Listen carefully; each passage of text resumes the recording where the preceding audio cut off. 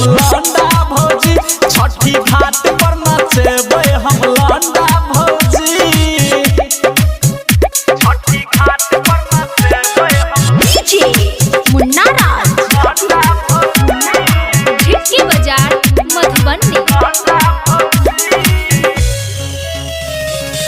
छठी मैया के छै महिमा भारी, अर्घ देबै हम सब सहगारी, अर्घ देबै हम सब सहगारी।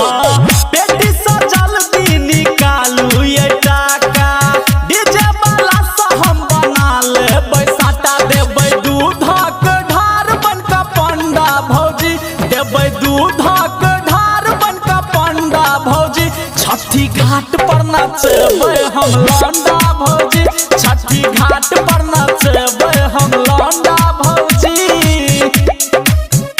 छठी घाट पर नचबै हम डीजे मुन्ना राज झिटकी बाजार मधुबनी।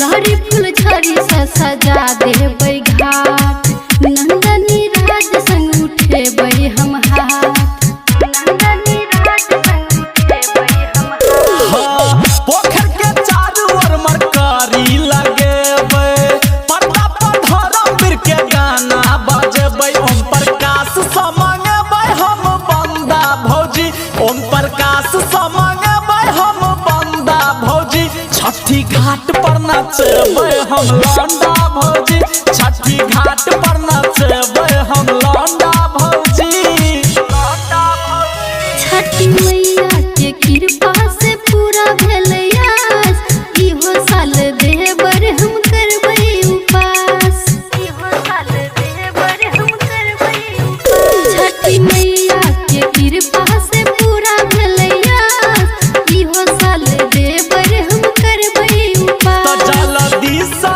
निकालू अहाँ चंदा भौजी, जल्दी से निकालू अहाँ चंदा भौजी, छठी घाट पर नचबै हम लौंडा भौजी,